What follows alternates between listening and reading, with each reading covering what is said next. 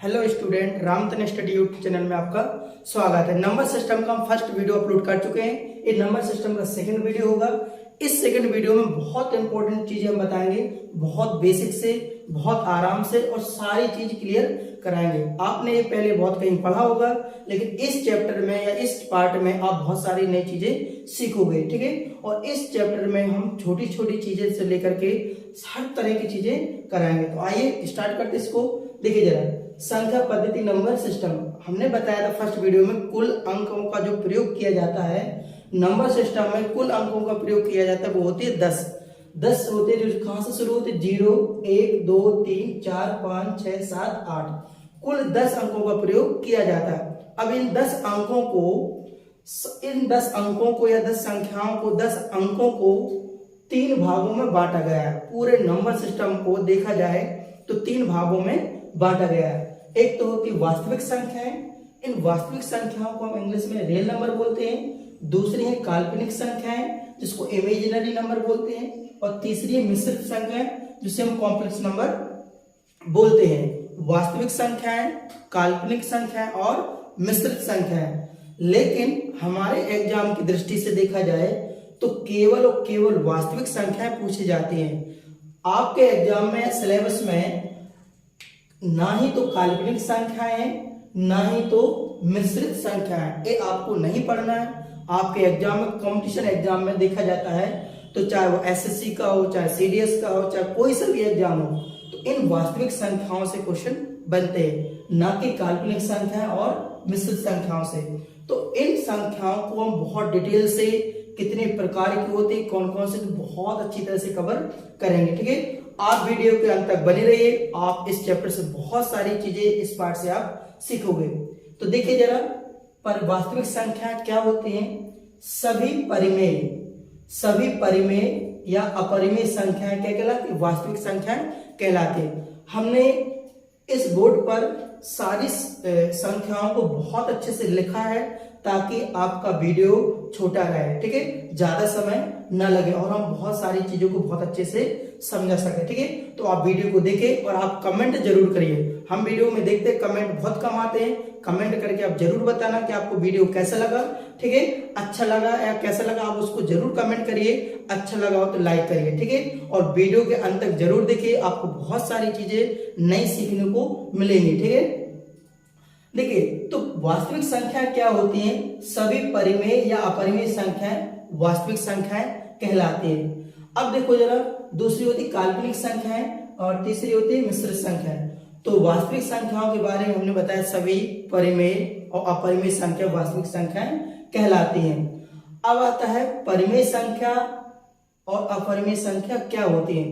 परिमेय संख्या को इंग्लिश में बोलते हैं रेशनल नंबर और अपरिमेय संख्या को बोलते हैं इरेशनल नंबर। हमारे एग्जाम में केवल और केवल वास्तविक संख्याएं, रियल नंबर से क्वेश्चन पूछे जाते हैं। इसलिए हम वास्तविक संख्याओं को कितने प्रकार के, कितने भागों में बांटा गया है, उनके अंदर कौन कौन सी संख्याएं होती हैं, बहुत डिटेल से कोई भी टॉपिक हम इस चैप्टर में या इस पार्ट में नहीं छोड़ेंगे, ठीक है। सारे जितने टाइप के क्वेश्चन बने हुए हैं या बन सकते हैं, चाहे वो एसएससी हो, चाहे सीडीएस हो, चाहे कोई सा बैंक हो या रेलवे हो, सारे क्वेश्चन यहां से हम कवर करेंगे। देखिए जरा, तो सबसे पहले आता है परिमेय संख्या और अपरिमेय संख्या। परिमेय संख्याओं को बोलते हैं रेशनल नंबर। रेशनल नंबर क्या होते हैं समझिए जरा। P/Q के रूप को क्या बोलते हैं? P/Q के रूप को परिमेय संख्या कहते हैं। P/Q के रूप को परिमेय संख्या कहते हैं। यहाँ पर हम परिमेय संख्या और अपरिमेय संख्याओं को ज्यादा डिटेल में नहीं बताएंगे, कॉन्सेप्ट थोड़ा समझाएंगे, लेकिन अगले पार्ट हम बनाएंगे तो इन सारों को, हर पार्ट का, जैसे परिमेय संख्या है तो परिमेय संख्या को बहुत डिटेल से हम समझाएंगे, ठीक है। अपरिमेय संख्या क्या होती है? पूरे जितने क्वेश्चन बन सकते थे अपरिमेय संख्या से हम बनाएंगे, ठीक है। तो अभी हम केवल इतना बता रहे हैं कि नंबर सिस्टम या संख्या पद्धति को किस सिस्टम में रखा गया, किस प्रकार से उसको रखा गया है, ठीक है। तो देखिए जरा, P/Q के रूप को परिमेय संख्या कहते हैं, but Q does not zero. Q का मान क्या नहीं होना चाहिए? जीरो के बराबर नहीं होना चाहिए। जैसे एग्जाम्पल में देखिए, जीरो हमारी एक परिमेय संख्या है। 0 हो गया, 4 हो गया, 5/3। देखिए हमने क्या कहा P अपॉन Q के रूप में, P अपॉन का Q का अंश और हर के रूप में, बट नीचे क्या नहीं होना चाहिए, जीरो नहीं होना चाहिए। P अपॉन Q के रूप को परिमेय संख्या कहते हैं। जीरो जीरो हमारी एक परिमेय संख्या है। फोर फोर के अगर यहाँ पर 4 लगा हुआ है लेकिन हमेशा नीचे क्या होता है 1 होता है। 5/3 चाहे वो पॉजिटिव नंबर हो चाहे नेगेटिव नंबर, -5 ये भी हमारी परिमेय संख्या है। माइनस का 4/7 ये भी हमारी परिमेय संख्या है। 3.14 ये भी हमारी क्या है, परिमेय संख्या है। क्यों है परिमेय संख्या? यदि हम 3.14 अगर हम दशमलव हटा देंगे नीचे 2 जीरो लग जाए यानी 100 आ जाएगा। देखिए जरा यहाँ पर अगर यदि हम दशमलव हटा दे तो कितना लग जाएगा 100। तो ये भी अंश और हर के रूप में लिख चुके हैं, ये भी अंश और हर के रूप में, तो ये भी हमारी क्या होगी परिमेय संख्या है। अब 0.3 पर बार लगा हुआ है। अब देखिए जरा यहाँ पर अगर किसी संख्या में बार लगा हुआ है तो जब हम बार हटाते हैं तो नीचे क्या आता है 9 आता है। तो ये भी हमारा किस रूप में लिख चुका, अंश और हर के रूप में लिख चुका है। तो ठीक है 0 4 5/3 माइनस का 5 माइनस का 4/7 3.14 0.3 पर बार है। कुछ भी हो ये सारी क्या होती है हमारी परिमेय संख्या है। इन परिमेय संख्याओं के अंतर्गत और कौन कौन से नंबर आते हैं? इन संख्याओं के अंतर्गत सारे पूर्णांक होते हैं, जितने भी इंटीजर्स या पूर्णांक होते हैं। फिर से सुनिए, जितने भी पूर्णांक या इंटीजर्स, इंग्लिश में बोलते हैं इंटीजर्स, जितने भी पूर्णांक होते हैं, पूर्णांक के अंतर्गत माइनस का 3 माइनस संख्या भी आते हैं, पूर्णांक के अंतर्गत माइनस संख्या भी आती है, जीरो आता है और प्लस संख्या। माइनस संख्याओं से लेकर जीरो और प्लस संख्याओं तक ये पूर्णांक के अंतर्गत आते हैं, चाहे वो माइनस की संख्या हो या जीरो हो और या पॉजिटिव संख्या हो, वो पूर्णांक है। और सारे के सारे पूर्णांक किसके अंतर्गत आते हैं, परिमेय संख्या के अंतर्गत आते हैं। तो हम ये भी बोल सकते हैं कि चाहे वो ऋणात्मक हो, जीरो हो, चाहे वो धनात्मक हो, हमारी कैसी संख्या कहलाती है, परिमेय संख्या कहलाती है। अगला आता है शांत दशमलव। अब जरा समझिए शांत दशमलव और अशांत दशमलव क्या होते हैं। जिन नंबरों को एक लिमिट तक लिखा गया, ये लिखा है 1.2, यहाँ पर 1.2 लिखा गया है, तो ये भी हमारा 1.2 कैसा है, ये हमारी परिमेय संख्या है। क्यों है परिमेय संख्या? परिमेय संख्या को हम अंश और हर के रूप में लिख सकते हैं। तो जरा देखिए 1.2 लिखा तो यहाँ से पॉइंट हटाएंगे, नीचे कितना लिख जाएगा 10 लिख जाएगा। जब अंश और हर के रूप में लिख गया तो हमारी क्या बन गई, परिमेय संख्या बन गई। 5.7 है तो ये दशमलव हटाएंगे, नीचे आएगा 10 लग जाएगा। यहां से देखिए जरा, यहां से 5.7, यहां से दशमलव हटाएंगे तो नीचे क्या लग जाएगा 10, तो अंश और हर के रूप में लिख गए, ये भी हमारी क्या बन गई, परिमेय संख्या। 7.38 ये भी हमारी क्या है, परिमेय संख्या। क्योंकि एक जो लिमिट है, ऐसा नहीं कि बहुत आगे लिखा हो, ठीक है ना। अगला देखिए जरा, ये तो शांत दशमलव क्या आती है 1.2 3.5 कुछ भी हो, ये हमारे आते हैं शांत दशमलव। शांत दशमलव किसके अंतर्गत आता है, परिमेय संख्याओं के अंतर्गत आता है। अगला आता है अशांत दशमलव। अशांत दशमलव क्या होता है, जब कोई संख्या कोई भी नंबर हो रिपीट होने लगे, बार बार आए, ठीक है। तो जैसे लिखा 0.3333, ये डेट बहुत चलता गया है, ठीक है। तो हम ये किसके अंतर्गत आता है, अशांत दशमलव के अंतर्गत आता है। जब कोई संख्या बार बार रिपीट होती है तो उसको हम ऐसे भी लिख सकते हैं, जो संख्या रिपीट हो रही है, यहाँ पर 0.33 ये संख्या रिपीट हो रही है, तो इस पर हम 3 पर क्या लगा देंगे, बार लगा देंगे। क्या लगा देंगे, बार। बार इसलिए लगाया है क्योंकि ये संख्या बार बार आ रही है। तो जब हम क्या करेंगे, जब बार हटाते हैं तो नीचे कितना आ जाता है 9। अब बार हटाने पर 9 क्यों आया, जब नेक्स्ट वीडियो में पढ़ाएंगे। अभी तो हम केवल आपको कॉन्सेप्ट समझा रहे हैं, डिटेल में हम आगे पढ़ाएंगे, ठीक है, नेक्स्ट वीडियो में। यहां पर लिखा है तो इसको हम लिख सकते हैं 0.3 पर बार। देखिए इसके अलावा जैसे लिखा 0.454545 डेट ये अनंत तक जा रहा है, तो ये क्या रिपीट हो रहा है, अब यहाँ पर वो यहाँ पर 3 रिपीट हो रहा था, यहाँ पर 45 रिपीट हो रहा है। 0.45 0.45 45 क्या कौन सा नंबर रिपीट हो रहा है यहाँ पर, 45। तो हम इसको 0.45 पर क्या लगा सकते हैं, बार लगा देंगे, ठीक है। जब बार हटाएंगे 45 पे तो नीचे आ जाएगा। देखिए जरा इसको ऐसे लिख सकते हैं, जब हम 45 का बार हटाएंगे तो नीचे 99 आ जाएगा। तो ये भी हमारे किस रूप में लिख चुके हैं, अंश और हर के रूप में। जब अंश और हर के रूप में लिख दिए तो ये हमारी क्या बन गई, परिमेय संख्या। तो परिमेय संख्याओं के अंदर क्या आता है, हमारे पूर्णांक आते हैं। परिमेय संख्याओं के अंतर्गत हमारे पूर्णांक आते हैं। परिमेय संख्याओं के अंतर्गत हमारे पूर्णांक आते हैं और पूर्णांकों में नेगेटिव नंबर, जीरो और पॉजिटिव नंबर आते हैं। जब नेगेटिव, जीरो, पॉजिटिव नंबर पूर्णांक के अंतर्गत आते हैं और पूर्णांक परिमेय संख्याओं के अंतर्गत आते हैं तो ये सारे के सारे नंबर क्या हो जाएंगे, परिमेय संख्या हो जाएंगे। परिमेय संख्याओं के अंतर्गत पूर्णांक आते हैं और पूर्णांकों के अंतर्गत नेगेटिव, जीरो और पॉजिटिव नंबर आते हैं। और इसी के साथ साथ शांत दशमलव किसके अंतर्गत आते हैं, परिमेय संख्याओं के। अशांत दशमलव किसके अंतर्गत आते हैं, परिमेय संख्याओं के अंतर्गत।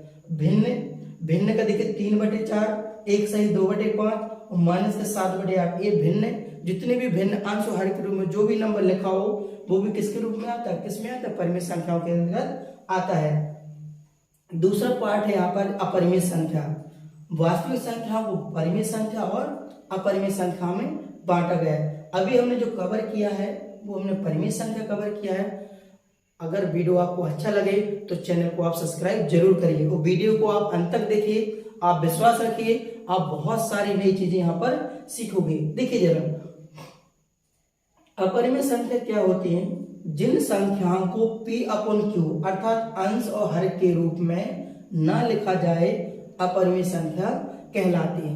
जैसे पाई क्या है, हमारी अपरिमेय संख्या है, ठीक है। √3 हमारी क्या है, अपरिमेय संख्या है। √2 + 5 हमारी अपरिमेय संख्या है। √3 - 2 क्या है, हमारी अपरिमेय संख्या है। इसके अलावा देखा जाए 0.2432341332 ये अनंत तक चला जाएगा, लेकिन यहाँ पर कोई संख्या रिपीट नहीं हो रही है। जब कोई संख्या रिपीट नहीं हो रही थी, यहाँ पर तो देखिए जैसे 0.33 ये संख्या रिपीट हो रही थी, तो ये संख्या किसमें आती है, हमारी परिमेय संख्या के अंतर्गत आती है। लेकिन यहाँ पर देखा जाए 0.24323 यहाँ पर कोई भी नंबर रिपीट नहीं हो रहा और ये अनंत तक दिया गया है। तो इस प्रकार के अगर दशमलव में कोई संख्या लिखी होती है, जो कोई संख्या रिपीट में नहीं हो, अलग डिजिट हो, तो अशांत दशमलव के अंतर्गत आते हैं। और अशांत दशमलव पाई और अशांत दशमलव किसके अंतर्गत आते हैं, अपरिमेय संख्याओं के अंतर्गत आते हैं, ठीक है। तो अभी हम बिल्कुल बेसिक से बता रहे हैं, छोटी छोटी चीजें करके बता रहे हैं। इनका वीडियो और डिटेल में हम आगे बढ़ाएंगे। अगला आता है हमारा काल्पनिक संख्या। काल्पनिक संख्या को जरा समझिए। जैसे हम कहें यहाँ पर √25 का तो हम वर्गमूल निकाल सकते, क्या होता है, 5 होता है। √36 का वर्गमूल निकाल सकते 6। लेकिन क्या आपने कभी √-25 का वर्गमूल निकाला है, क्या नहीं निकाला है। तो इसको हम काल्पनिक कर सकते, कल्पना कर सकते कि इसका एक्चुअली इतना हो सकता है। तो काल्पनिक संख्याओं को हम किस सिंबल से डिनोट करें, तो काल्पनिक संख्याओं को हम एक सिंबल दे सकते हैं, उसके सिंबल के माध्यम से पहचान सकते हैं, जिसको बोलते हैं आई। इसको आयोटा बोलते हैं, क्या बोलते हैं, आई सिंबल है, आयोटा बोलते हैं। इस आई का मान या आयोटा का मान √- का क्या होता है, 1 होता है। यहाँ पर क्या लिखा है, √-25। तो हमें यहां से माइनस को अलग करना है। जब माइनस को हम अलग कैसे करेंगे जरा समझिए। हम इस √-25 को 25 गुणे -1 लिख सकते हैं। अब देखिए इसको हम अलग √25 गुणे √-1 ऐसे भी लिख सकते हैं, अलग करके लिख सकते हैं, ठीक है। अब देखिए जरा √25 और इस √-1 की जगह हम क्या लिख सकते हैं, आई मतलब आयोटा। आयोटा लग जाए, यदि किसी संख्या में आयोटा लगा हुआ है, इसका अर्थ होता है वो हमारी संख्या कैसी है, काल्पनिक है, ठीक है। उसका हम एग्जैक्ट नंबर नहीं या कोई चीज ज्ञात नहीं कर सकते, केवल हम कल्पनाएं कर सकते हैं। तो जो हो जाएगा √25 आई। लेकिन सबसे बड़ी बात यह है कि ये काल्पनिक संख्या है और मिश्रित संख्या हमारे सिलेबस में नहीं है, ठीक है। अगला पॉइंट देखिए, √-7 लगा है, तो √7 और इसको माइनस को हम क्या लिख सकते हैं, माइनस का 1। अब इसको हम ऐसे अलग लिख सकते हैं, √7 इंटू √-1 और √-1 की जगह हम क्या लिख सकते हैं, आई सिंबल प्रयोग कर सकते हैं। तो 7 इंटू जो हो जाएगा आई, तो √7 आई ये हो जाएगा। तो ये तो हमने पढ़ा है काल्पनिक संख्याएं। अब देखिए काल्पनिक संख्याओं के अंदर आता है मिश्रित संख्या। मिश्रित संख्या को इंग्लिश में बोलते हैं कॉम्प्लेक्स नंबर। ठीक है, आप चैनल को जरूर सब्सक्राइब करें अगर आपको वीडियो अच्छा लगा हो।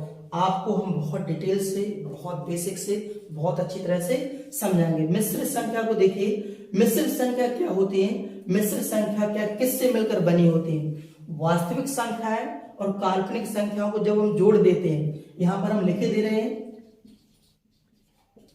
वास्तविक संख्या प्लस काल्पनिक संख्या।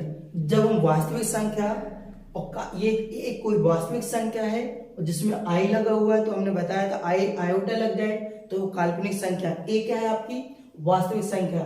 आई भी क्या है आपकी? काल्पनिक संख्या।